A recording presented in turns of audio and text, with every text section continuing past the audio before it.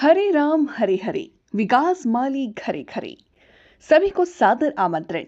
गढ़वा में 19 फरवरी 2025 को होने वाले 351 कन्याओं की भव्य सामूहिक विवाह। गरीबों की आस, केवल विकास।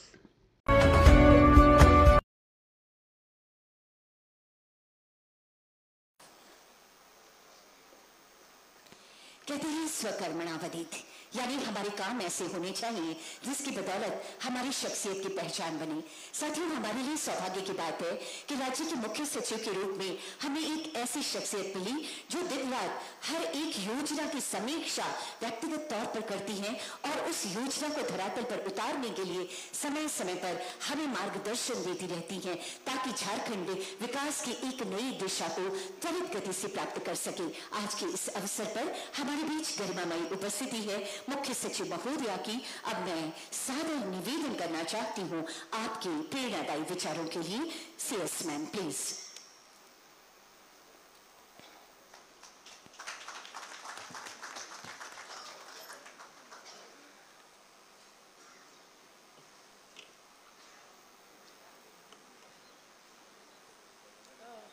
माननीय मुख्यमंत्री जी, माननीय मंत्री जी, मंच पर उपस्थित सभी महानुभावगण, यहाँ पर हॉल में उपस्थित सभी महानुभाव भाइयों और बहनों, आज के इस कार्यक्रम में मैं आप सभी का बहुत बहुत स्वागत करती हूँ। और जैसा कि अभी मुझे प्रधान सचिव उच्च शिक्षा बता रहे थे कि इस कार्यक्रम में मैं चूँकि एकदम जल्दी आई हूँ अभी विधानसभा से, तो इस कार्यक्रम के बारे में बता रहे थे कि सबसे पहले यहाँ पर 5 पोर्टल्स का अनावरण किया गया है।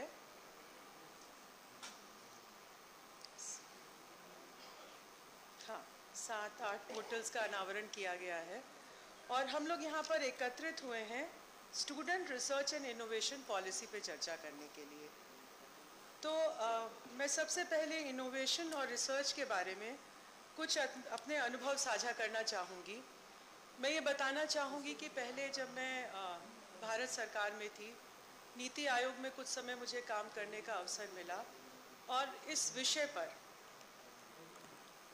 उच्च शिक्षा के विषय पर मैंने कुछ समय काम किया और हमारे देश में रिसर्च की, इनोवेशन की क्या स्थिति है और दूसरे देशों में क्या स्थिति है, इस पे कुछ थोड़ी बहुत जानकारी मैंने ली और हम लोगों ने उसके बारे में एक कॉन्सेप्ट पेपर भी प्रेजेंट किया था कि कैसे हम रिसर्च और इनोवेशन के माहौल को इम्प्रूव कर सकते हैं। तो सबसे पहले जैसे मैं समझती हूँ कि हम लोग के यहाँ जो एक बहुत बड़ी बात है जो स्कूली शिक्षा से ही शुरू होती है कि हम लोग रिसर्च का कल्चर नहीं डेवलप करते हैं। जैसे हमारे स्कूल्स में, कॉलेजेस, नॉर्मली अभी तक जो हम देखते हैं कि रोट लर्निंग पे फोकस किया जाता है। अगर कोई बच्चा बाहर से किसी विषय को लेकर आता है तो हम उसको मार्क्स नहीं देते, हम कहते हैं कि ये सही नहीं है। तो ये एक बहुत बड़ा कारण है कि हमारे यहाँ पे रिसर्च और इनोवेशन का माहौल डेवलप नहीं होता है। फिर जैसा कि आप जानते हैं, हो सकता है अभी भी पूर्व में बताया गया होगा कि हमारे यहाँ रिसर्च पे फंडिंग बहुत ही पुअर है। जब हम यूएसए से कंपेयर करते हैं, चाइना से कंपेयर करते हैं, जापान से कंपेयर करते हैं, तो रिसर्च और इनोवेशन पर हम बहुत ही कम राशि खर्च कर रहे हैं। हमारा जो करिकुलम है वो भी इस तरह का नहीं है जो रिसर्च को प्रमोट करे। तो इस तरह के माहौल में हम ये देख रहे हैं कि हमारे यहाँ पे पूरे देश में और उसी प्रकार से राज्य में भी वो माहौल अभी तक उतना अच्छा नहीं बन पाया है जितना बनना चाहिए। तो क्या हम कर सकते हैं? जैसे ये जो पॉलिसी है, मैं समझती हूँ उस पर विस्तार से चर्चा होगी और इस पॉलिसी को मैं देख रही थी कि किन एरियाज़ में, किन सेक्टर्स में हम फोकस कर रहे हैं और ये बहुत ही महत्वपूर्ण है। जैसे सबसे पहले इंफ्रास्ट्रक्चर पे, जैसे कि कैसे हम लोग रिसर्च के लिए लैब्स को प्रमोट करें, कैसे हम रिसर्च सेंटर्स को प्रमोट करें। और आज के समय में जैसे इस पॉलिसी का फोकस भी है कि जो इमर्जिंग सेक्टर्स हैं, जैसे हम लोग आर्टिफिशियल इंटेलिजेंस की बात करते हैं, मशीन लर्निंग की बात करते हैं, बायोटेक्नोलॉजी की बात करते हैं, तो इन सेक्टर्स पर फोकस करके रिसर्च सेंटर्स बनाए जाएं और इसके लिए एक पूरा का पूरा इकोसिस्टम बनाने का प्रयास इस पॉलिसी में किया गया है। और डिजिटल इंफ्रास्ट्रक्चर जो इसमें हम लोग देख रहे हैं कि अगर हम इस तरह का माहौल बनाना चाहते हैं इनोवेशन का, तो डिजिटल इंफ्रास्ट्रक्चर को हमें स्ट्रेंथन करना होगा। आप में से बहुत लोग जानते होंगे कि हमारे राज्य में स्कूल के स्तर से ही अभी हम लोग प्रयास कर रहे हैं कि डिजिटल इंफ्रास्ट्रक्चर को हम मजबूत करें और यही प्रयास आगे जारी रहना चाहिए हायर एजुकेशन में, यूनिवर्सिटीज़ में। तो वो एक बहुत इम्पॉर्टेंट इशू है। एक और बिंदु है जो अभी इस पॉलिसी में संभवतः नहीं है, लेकिन जब हम रिसर्च की बात करते हैं तो हमें फैकल्टी पे बहुत ध्यान देने की आवश्यकता है। हम लोगों ने हमेशा ये देखा अपने देश में कि जैसे इनोवेटिव टॉपिक्स पे रिसर्च करने वाले लोग हमारे यहाँ पर यूनिवर्सिटीज़ में नहीं हैं। जब हम कंपेयर करते हैं यूएसए से या यूके से या जापान से, तो इसके लिए आवश्यकता है कि हमारी पॉलिसीज़ में फ्लेक्सिबिलिटी होनी चाहिए। संभवतः राज्य स्तर पे ये नहीं किया जा सकता, इसके लिए यूजीसी को अपना अप्रोच बदलना होगा। कुछ इस दिशा में काम भी हो रहा है। जैसे जो मैं बता रही थी कि जब हम लोग इस चीज़ पे काम कर रहे थे तो ये सजेशन था हमारे ग्रुप का, हमारे कॉन्सेप्ट पेपर में ये सजेशन था कि जैसे डेवलप कंट्रीज़ में जो फैकल्टी है उसको हम कितना रिम्यूनरेशन देंगे, उस पर कोई कंट्रोल नहीं होना चाहिए। जैसे हमारे यहाँ जो भी पे स्केल है या सैलरी स्ट्रक्चर है, ये पूरी तरह से यूजीसी से गाइड होता है। इवन जो हमारे इंटरनेशनल कॉलेजेस हैं वो भी यूजीसी से गाइड होते हैं। तो अगर हमें ऐसा टैलेंट चाहिए जो हमारे देश में, हमारे राज्य में आकर इनोवेशन पर कुछ कर सके, तो हमें उस तरह के जो कंट्रोल्स हैं उनसे हमें मुक्त होना होगा। इसके अलावा जैसे ट्रेनिंग है और इस पे भी हम लोग को ध्यान देने की आवश्यकता है। फंडिंग और सपोर्ट, ये पॉलिसी का एक बहुत महत्वपूर्ण हिस्सा है और मुझे लगता है कि ये बहुत ही आवश्यक है कि हम रिसर्च के लिए प्रॉपर फंडिंग दें। कई बार ये होता है कि हम पूरी तरह से फंडिंग के लिए गवर्नमेंट पे डिपेंडेंट हो जाते हैं। जब भी कोई पॉलिसी बनती है तो हम ये देखते हैं कि सरकार इसमें क्या कर रही है, लेकिन उससे ज़्यादा महत्वपूर्ण है कि फंडिंग के अन्य सोर्सेज को हम टैप करें, जैसे कि इंडस्ट्री है, क्योंकि अगर इंडस्ट्री के कोलैबोरेशन में रिसर्च होता है तो हमें रिक्वायरमेंट क्या है, इंडस्ट्री उसको फंड करेगी और इंडस्ट्री ही अल्टीमेटली उसका बेनिफिशियरी भी होगी। आप लोग जानते होंगे कि विदेशों में इसी तरह से काम होता है और फैकल्टी में वही कंटिन्यू करते हैं जो कि इंडस्ट्री से फंडिंग लेकर आते हैं। तो उस तरह के कॉन्सेप्ट्स मुझे लगता है कि हमारे देश में, हमारे राज्य की यूनिवर्सिटीज़ में भी डेवलप होने चाहिए। और सरकार से फंडिंग की जो बात हम करें तो उसमें मुझे ऐसा लगता है कि हमें प्रोसेसेस पे और काम करने की आवश्यकता है, इसको और सिंप्लीफाई करने की आवश्यकता है।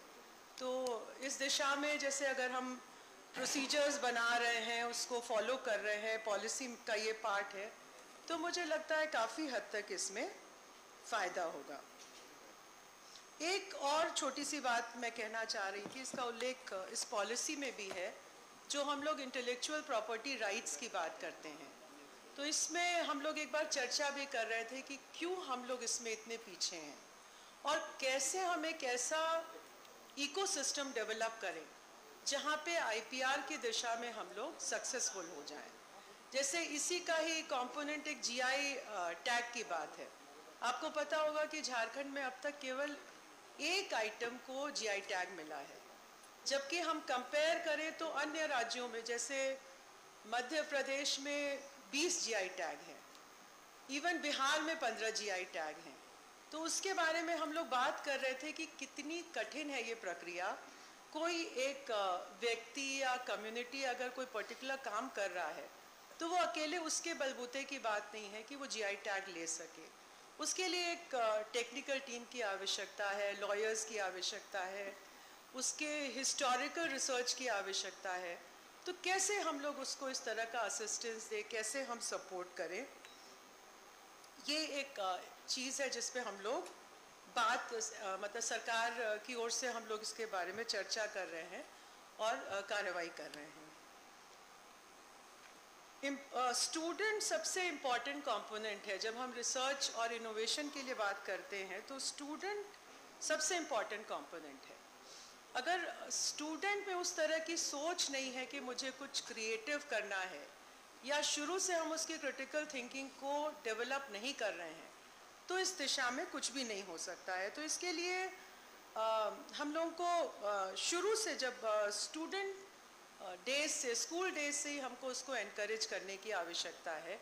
कैसे एनकरेज करें, कैसा करिकुलम बनाएं, किस तरह का उसको सपोर्ट एनवायरनमेंट दें, कैसे उसको डिफरेंट इंटर्नशिप स्कूल डेज से ही, कॉलेज डेज से ही कौन सी इंटर्नशिप की आवश्यकता है, स्कॉलरशिप, इस सब का सपोर्ट हम लोग उसको दें।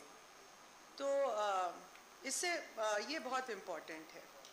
फिर मैंने कोलैबोरेशन की बात पहले भी की कि हम गवर्नमेंट पे ही पूरी तरह डिपेंडेंट ना होकर इंडस्ट्री पे हम लोग फोकस करें, इंडस्ट्री के साथ कोलैबोरेशन करें। बहुत सारी राज्य सरकारें, झारखंड भी कर रहा है, बहुत सारी राज्य सरकारें ये कर रही है। जैसे अभी उत्तराखंड का एक प्रेजेंटेशन मैं देख रही थी जहाँ पर ये इंडस्ट्री से ही कोलैबोरेशन करके ये लोग इनोवेशन पर और स्किल डेवलपमेंट पे काम कर रहे हैं। इसके साथ ही साथ इंटरनेशनल कोलैबोरेशन भी हम लोग देख सकते हैं, सोच सकते हैं। तो ये कुछ बिंदु थे जब रिसर्च और इनोवेशन, अभी इस पर जब बात होती है तो मुझे लगता है ये इम्पॉर्टेंट चीज़ें हैं। और सबसे इम्पॉर्टेंट है पॉलिसी चेंज, जिसकी दिशा में ऑलरेडी झारखंड राज्य बढ़ चुका है। हम लोग की जो पॉलिसी है मुझे लगता है कि काफ़ी रोबस्ट और बहुत ही मजबूत पॉलिसी है, और हम इस पॉलिसी का सही ढंग से इम्प्लीमेंटेशन करें तो हमारे यहाँ रिसर्च और इनोवेशन का माहौल बहुत अच्छा बन सकता है। पोर्टल्स के बारे में मैं सिर्फ इतना ही कहना चाहूँगी कि ये बहुत ही महत्वपूर्ण कदम है। जैसे कि आप जानते हैं कि जो भी कार्य हो रहा है, जब फिज़िकल मोड में, मैनुअल मोड में हम करते हैं तो कई सारी परेशानियां आती हैं, उसमें ट्रांसपेरेंसी का अभाव होता है और काफ़ी दिक्कतें आती हैं जो उसका यूज़र है और जो अल्टीमेट डिसीजन मेकिंग अथॉरिटी है। तो इन पोर्टल्स के माध्यम से मुझे लगता है कि हर किसी को बहुत सुविधा होगी, चाहे प्राइवेट यूनिवर्सिटी मैनेजमेंट पोर्टल हो, चाहे वो स्कॉलरशिप पोर्टल हो, लर्निंग मैनेजमेंट सिस्टम पोर्टल हो। जब पोर्टल के माध्यम से हम काम करते हैं तो चीज़ें बहुत ही सुगमता से और बहुत ही अच्छे ढंग से हो पाएंगी। तो अभी मैं बस इतना ही कहना चाहूँगी। मैं आशा करती हूँ कि ये बहुत ही फ्रूटफुल डिस्कशन होगा। यहाँ पे संभवतः वर्कशॉप भी आयोजित किया गया है, तो मैं समझती हूँ बहुत ही फ्रूटफुल डिस्कशन होगा। और कभी जब समय होगा मैं भी चाहूँगी कि मैं इसमें ज़्यादा इन्वॉल्व हो सकूँ, ज़्यादा इंटरैक्ट कर सकूँ और ज़्यादा मीनिंगफुल डिस्कशन कर सकूँ, तो मुझे बहुत बहुत अच्छा लगेगा। बहुत बहुत धन्यवाद। आपके संबोधन के लिए बहुत बहुत धन्यवाद करती हूँ मुख्य सचिव महोदया श्रीमती अलका तिवारी जी। और आइए अब विचारों की श्रृंखला को थोड़ा और आगे बढ़ाते हैं। साथियों, संकल्पों के साथ आगे बढ़ रहा है हमारा उच्च और तकनीकी शिक्षा विभाग। नवाचारों के साथ हायर टेक्निकल एजुकेशन के क्षेत्र में बेहतरीन काम हो रहे हैं, जिसके आज के दिन भी हम गवाह बने हैं। ये एक कोशिश है कि एक दक्ष झारखंड और भारत के समकक्ष झारखंड बन सके, ताकि सारी दुनिया हमारी कैपेबिलिटी को देख सके, हम सारी दुनिया से compete कर सके। तो इन प्रयासों में यकीनन माननीय विभागीय मंत्री महोदय का मार्गदर्शन हमें नई ऊर्जा देगा, हमारे मार्ग को और आगे प्रशस्त करेगा। इसी आशा और उम्मीद के साथ अब मैं विनम्र आग्रह करना चाहती हूँ माननीय मंत्री उच्च एवं तकनीकी शिक्षा विभाग झारखंड सरकार आदरणीय श्री सुदेव कुमार सर से आपके विचारों हेतु सर।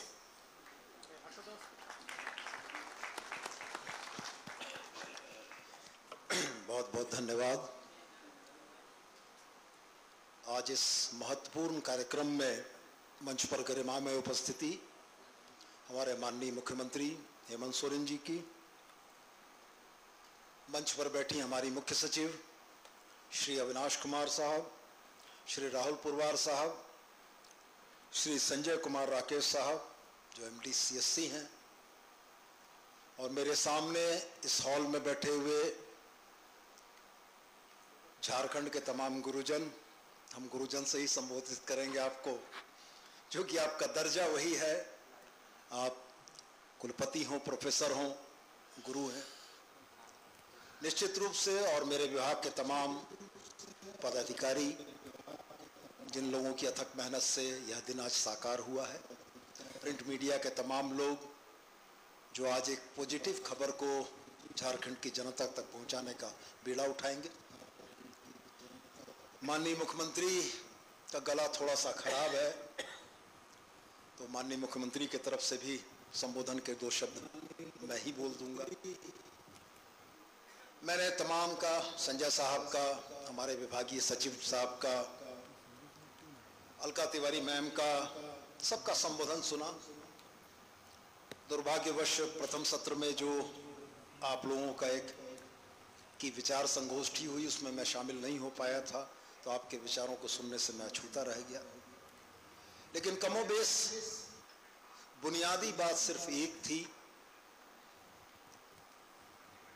झारखंड को भी दक्षता की दिशा में, झारखंड के विद्यार्थियों को प्रज्ञता की दिशा में आगे ले चलने का एक बीड़ा हमारे विभाग ने उठाया है।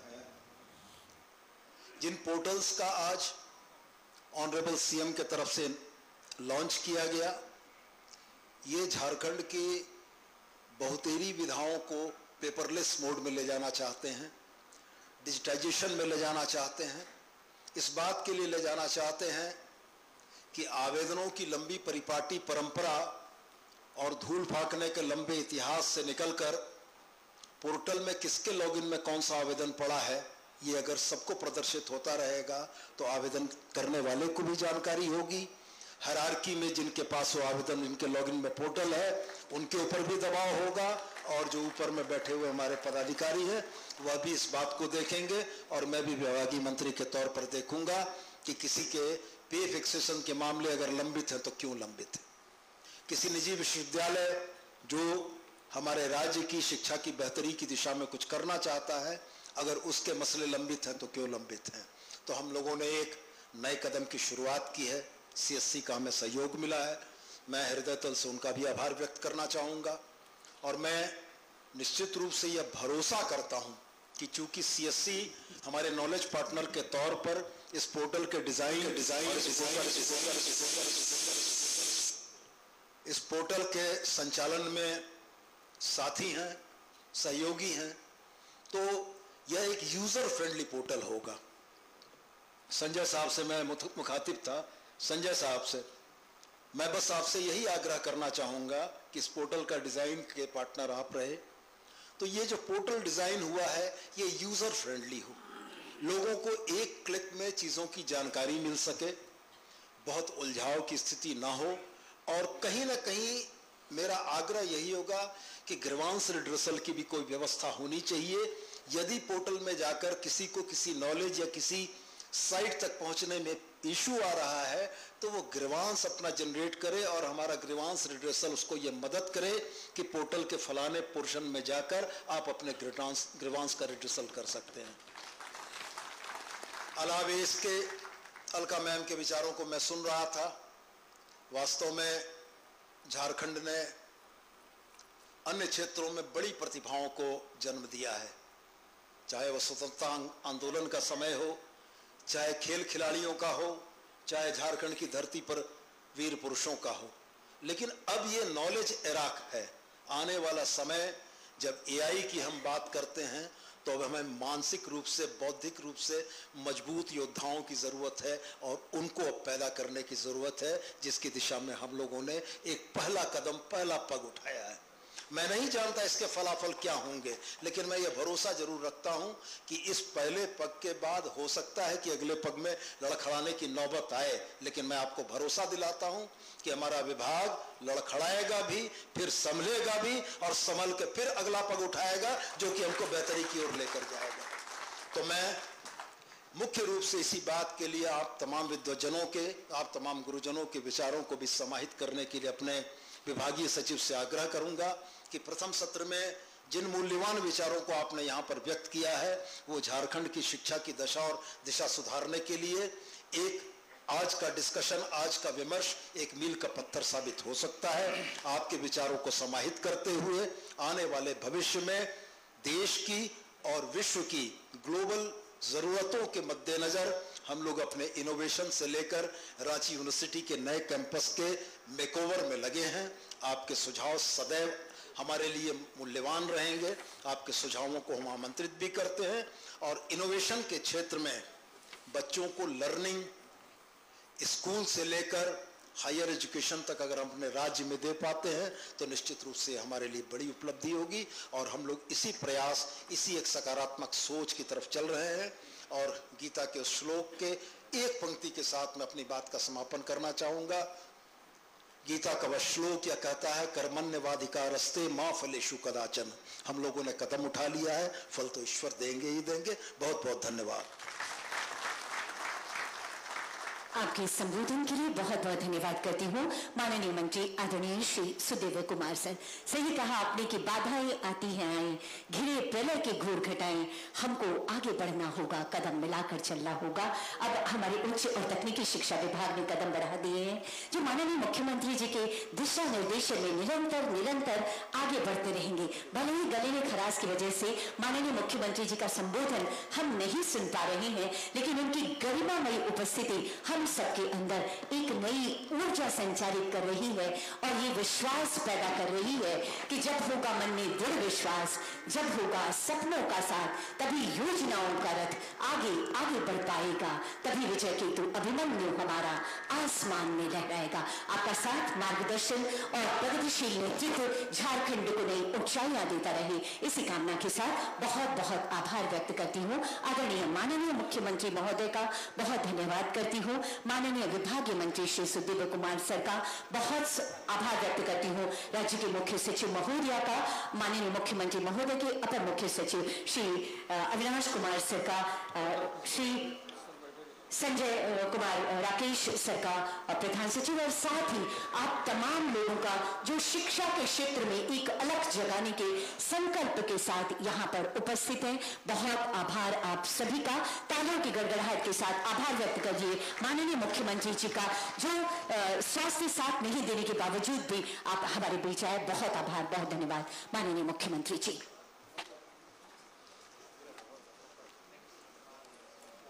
बैठिए सर, बैठे रहे। और आप कैसे बैठे रहेंगे? तो उठना ही पड़ेगा ना।